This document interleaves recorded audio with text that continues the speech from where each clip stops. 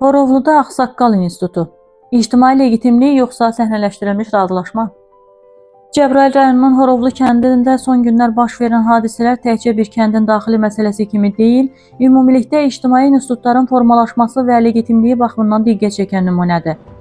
Xüsusilə kəndin ümumi təhsil müəssisəsinin akt zalında keçirilən və Ağsaqqallar Şurası adı ilə təqdim olunan tədbir mahiyyət etibarı ilə ictimai təşəbbüs kimi yox, daha çox əvvəlcədən planlaşdırılmış proses təsiri bağışlayır. Tədbirdə çıxış edən və əvvəlcədən müəyyənləşdirildiyi iddia olunan kənd ağsaqqalı ilk növbədə qəbristanlıq məsələsini gündəmə gətirərək, onun ətrafının setkalanması, yol və su çəkilməsi kimi təşəbbüslərin sakinlərin maddi dəstəyi ilə həyata keçiriləcəyini bildirib. Paralel olaraq kənddə hüyət yerinin yaradılması kimi sosial ehtiyacların da eyni qaydada, yəni vətəndaşların maliyyə iştirakı ilə həll ediləcək məsələlər kimi təqdim olunub. Lakin bu təkliflər nə geniş ictimai müzakirədən keçib, nə də onların icra mexanizmləri aydın şəkildə izah olunub. Nəticədə tədbirdə iştirak edənlər və sonradan kənd ictimaiyyəti bu çıxışları birmənalı qarşılamayıb və sərt tənqid ediblər. Doğru Xəbər TV-nin apardığı araşdırmalara görə tədbirdə cəlb olunan şəxslərin bir hissəsi əvvəlcədən müəyyən çevrəyə daxil olan şəxslər, digər hissəsi isə kənd problemlərinin müzakirəsi və həlli vədi ilə toplantıya dəvət olunmuş şəxslər olub. Bu isə toplantının mahiyyət etibarı ilə geniş ictimai iradəni əks etdirmədiyini göstərib.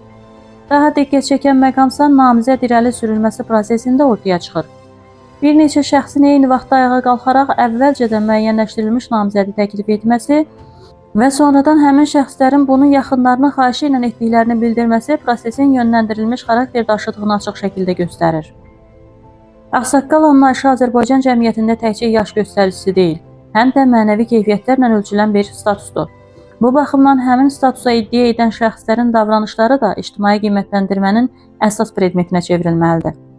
Araşdırmalar göstərir ki, kənddə ağsaqqallıq iddiasında olan bəzi şəxslərin öz ailə məzarları hələ də baxımsız və tanınmaz vəziyyətdədir. Halbuki yarım ilə yaxındır kəndə köç prosesi başa çatıb. Buna baxmayaraq şəxsi yaşayış sahələrində abadlıq işləri aparıldığı halda ata-baba məzarlarının bərpası məsələsi diqqətdən kənarda qalıb.